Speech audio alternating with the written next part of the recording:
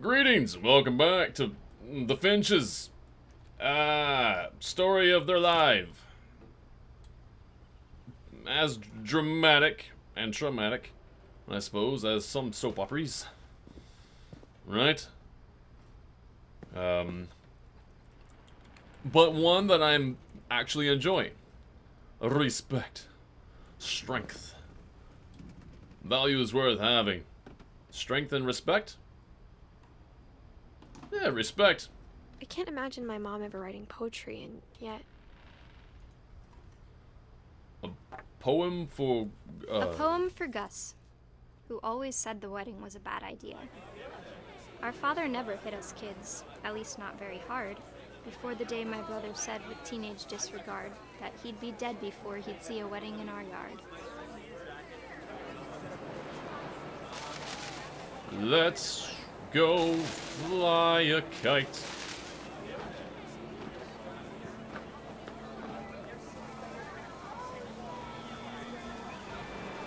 My father made him come, of course, but Gus stood far apart, just flew his kite and bottled up the storm inside his heart.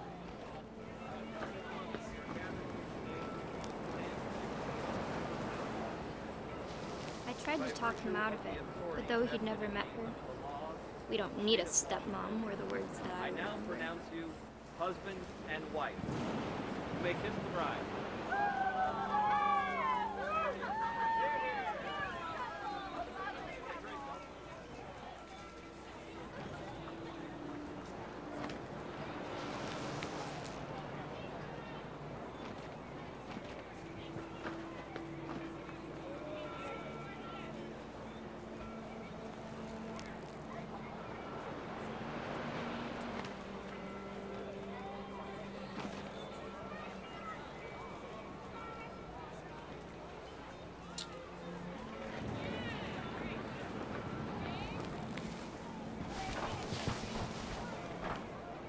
When the time for photos came, Dad ordered him to come here.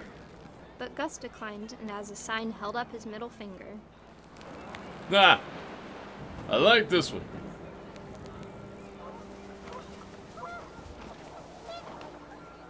The wind picked up, and panicked geese appeared and quickly went. But all the humans did that day was go inside the tent.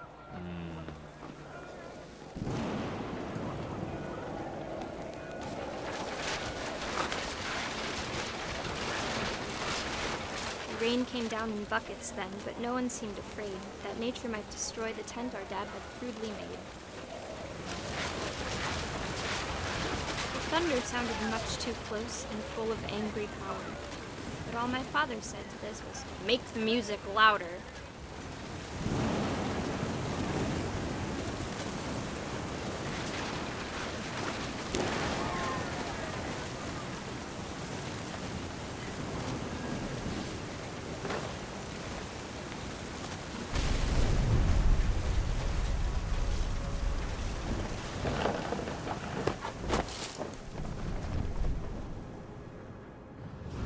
I wish that I could truly say I thought about you on that day. Out there on the beach alone, just you, the wind, the sea, and foam. But I didn't, until we found you.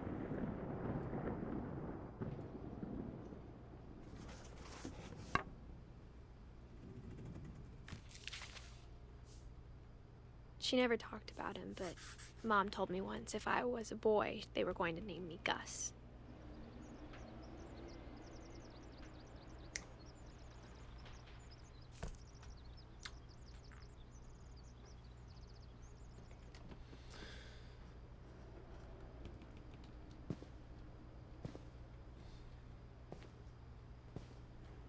Okay. Um.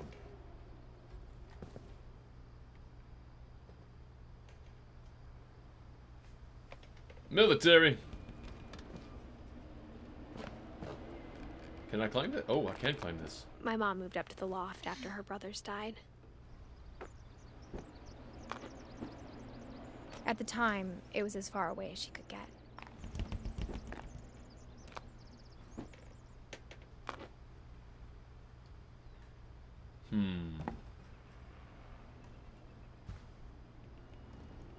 Holy Bible. Religion was another thing my mom never talked about, but I think it helped her a lot after her dad died. It's a big book, full of a lot of words.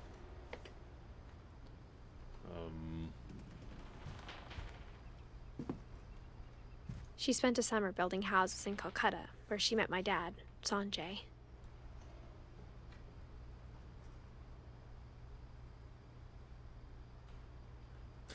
Oh, that's the other name. The name in amongst all the Fly to India. Hey, there's a story there. Although, they're dead. Nah. Everybody's dead. Are you the only one still alive? And My how mom are you moved gonna to die? India a week after graduation and got a job teaching English. Lewis was born a year later.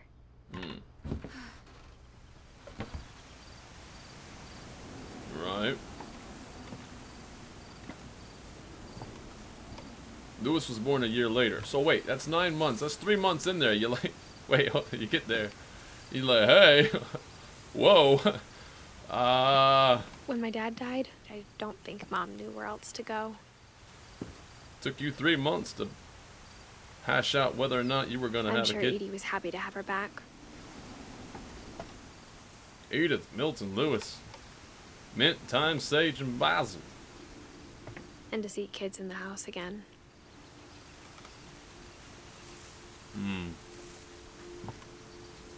Can I pull that lever? Doesn't seem like I can. I want to water the dead things. The house had to get a little bigger, but Edie was used to that.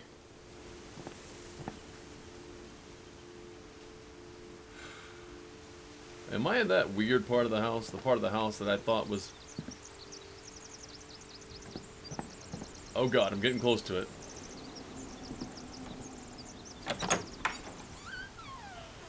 And for a while, things were good. Almost normal. Oh man. Lewis rules. A family history, fact or fiction?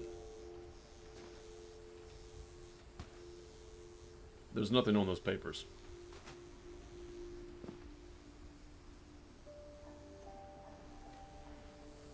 But it didn't last. No. Observation, question, research, hypothesis, experiment, data, conclusion. So this is a bit of homeschooling, I'm guessing? Must be. The beginning of the end was Milton's 10th birthday, when Edie gave him a castle. That's your first mistake. You're supposed to give a kid a fort, but nothing more. Don't give him a castle. Start to expect things.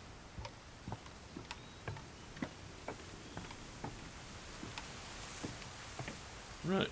Gone in my circle. Let's go back.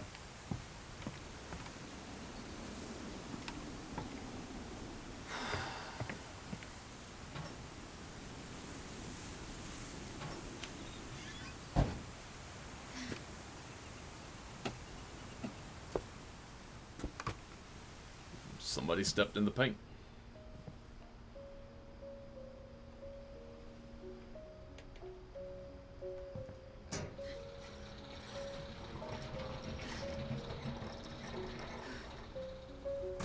Was that a lift?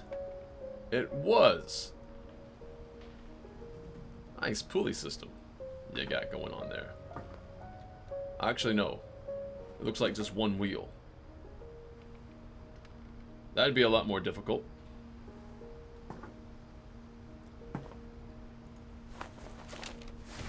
Milton Finch in The Magic Paintbrush.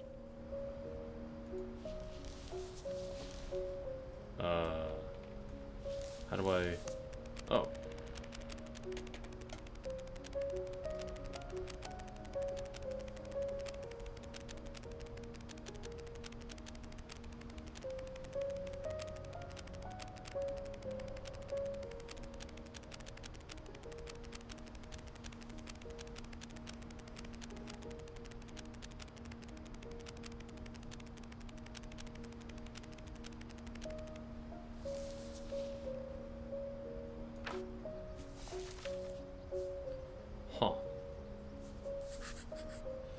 was 4 when Milton disappeared. Oh, wait. So he just, like, quite literally disappeared. That was the kid from the beginning. Right? The blue-eyed kid. Yeah. He's a bit of an artist, and then that's it. He's gone. I think that would be the worst. I know. Never knowing what happened. Mom spent months searching for my brother. Then she sealed the doors. Wow. So many lives. So much. Whatever Milton had found in the house, Mom didn't want it getting out.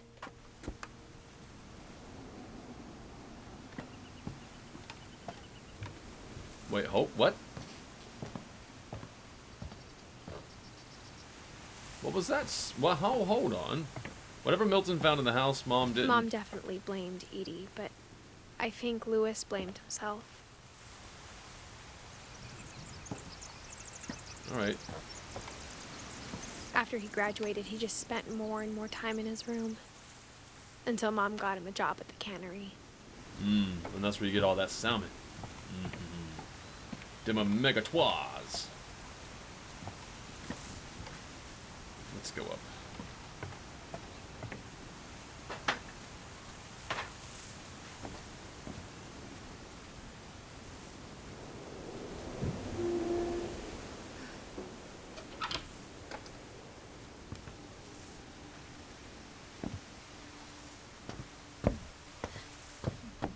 Lewis's room smelled very, very familiar. That part of him lived on.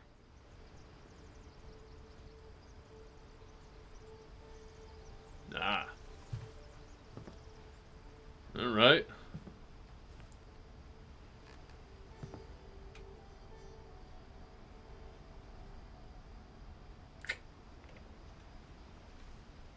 Ooh, what's this? Lewis and I spent a lot of time playing games together, but he was surprisingly bad at them. He died a lot. Oh, that's fine. You don't have to win. It's not what it's about. It's not about winning. If you have to win, you're a loser.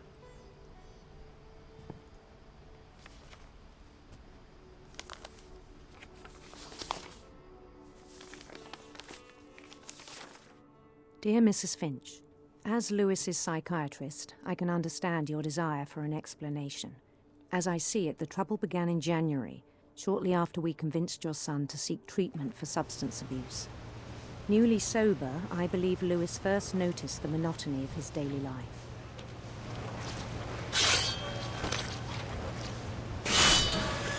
He kept working at the cannery, but he withdrew part of himself. In our sessions, I saw the same behavior. His mind began to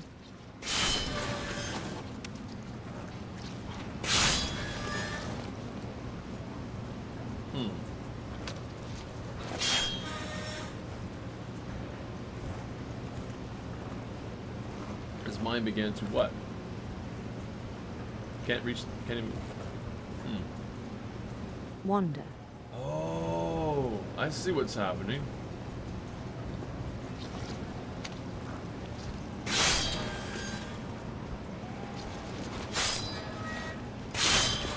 I asked him to describe it. He said he started small, imagining a labyrinth.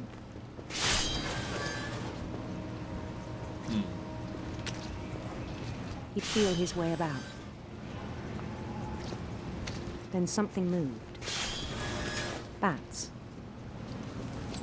And toads.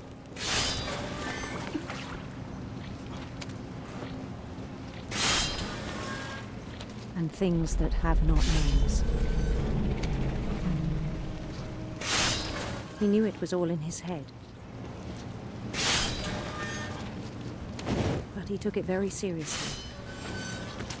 I had hoped he'd find himself.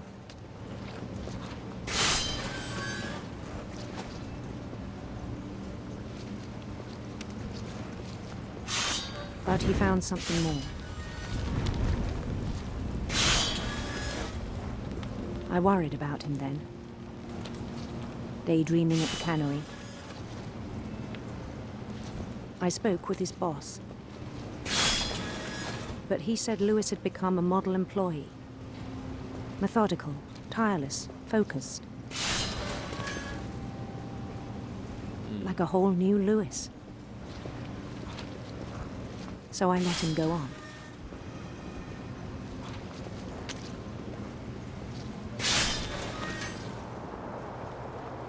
I even encouraged him. It seemed very promising at first. He told me he'd made a new friend.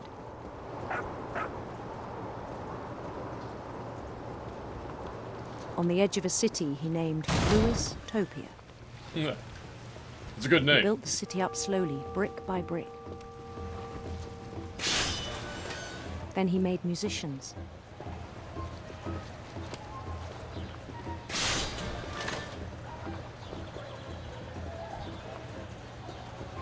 And songs for them to play.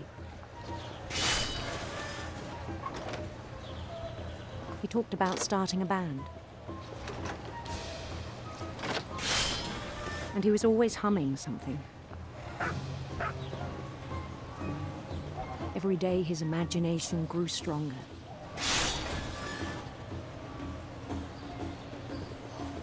He no longer spoke at the cannery. But his chopping was as reliable as ever. Then one day it struck him that all the cheering crowds, even the stones under his feet,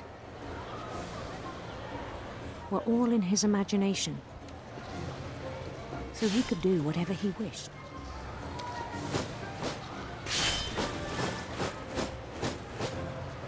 He held an election for mayor.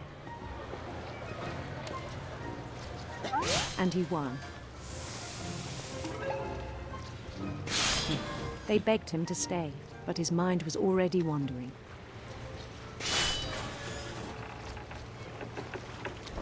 It became a game for him.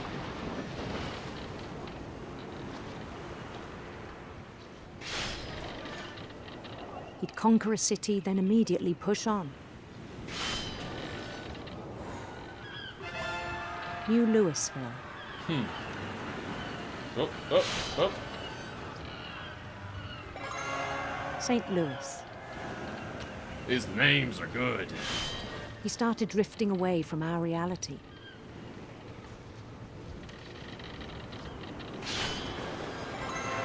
Minneapolis.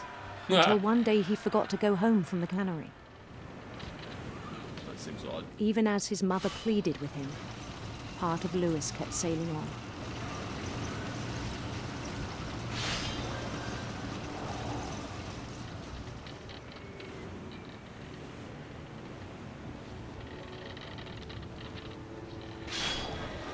In Lewisburg, he heard rumors of a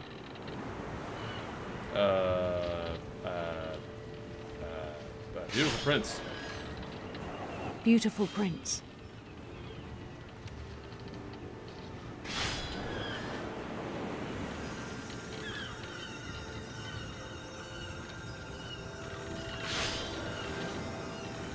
The prince was on his own quest for Sinister serpents. sinister serpents.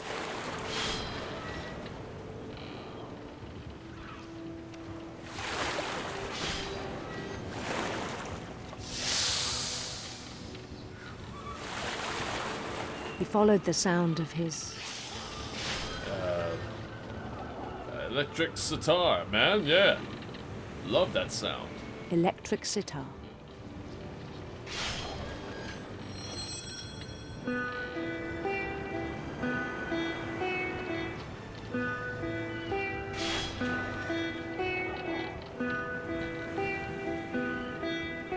His chase led him to a golden palace east of the sun and west of the moon.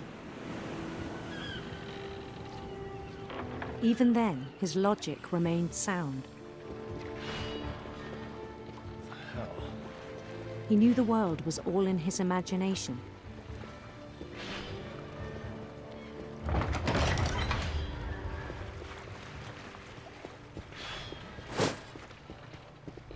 But he was so proud of having created it.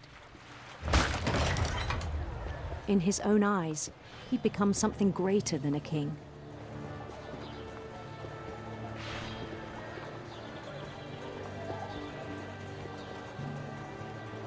For someone who'd never known success in the real world, I think it was overwhelming.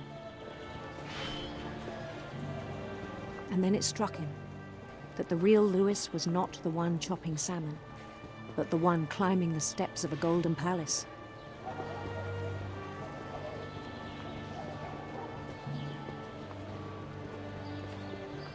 My imagination is as real as my body, he told me.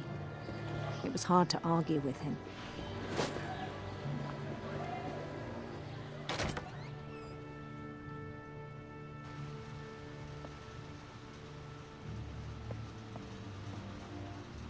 Wow.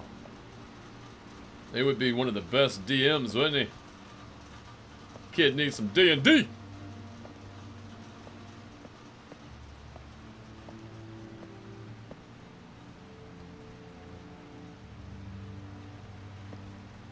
He began to forget the world we know.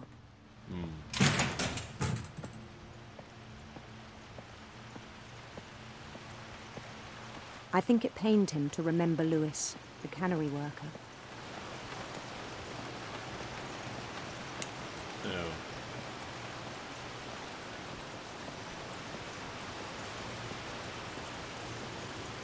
He began to despise the man with a royal contempt.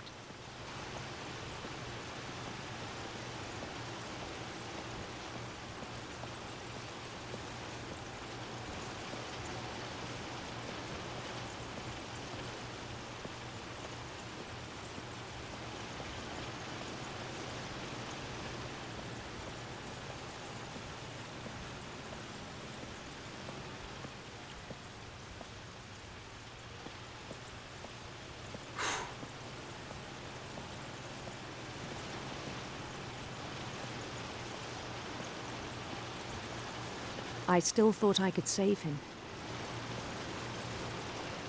Even after he said he was being crowned king over all the lands of wonder. The palace would be packed with his companions.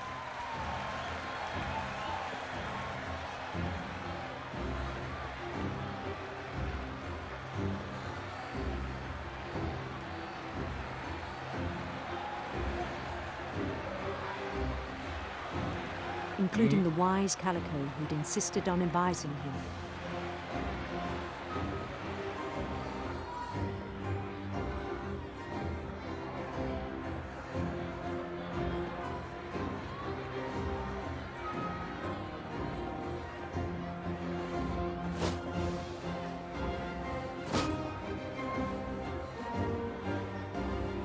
His prince waited, holding his crown.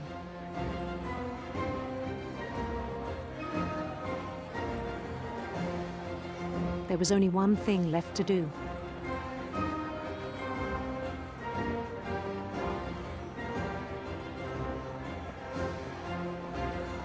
Bend down his head.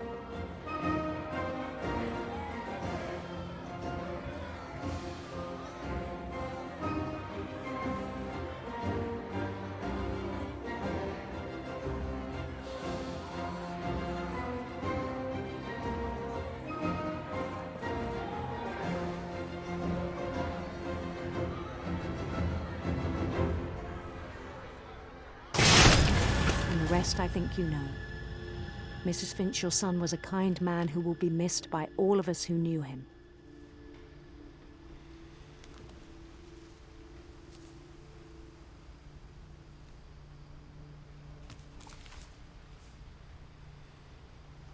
My brother was really cool. I wish you could have met him. Yeah, he sounded like a cool dude.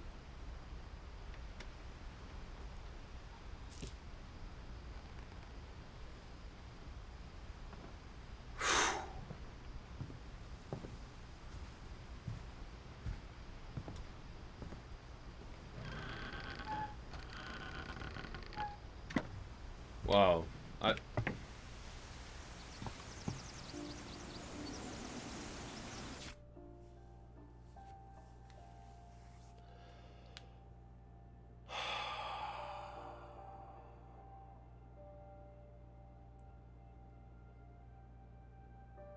I'm gonna take a quick break, and I will be back with another video. Looks like maybe we're getting close to the end of this. I don't know if we learned anything about Spin specifically, or Ingeborg, or Sanjay specific. K, maybe. But, yeah, there's gonna be one more video at least, and, yeah. Look forward to that. Thank you.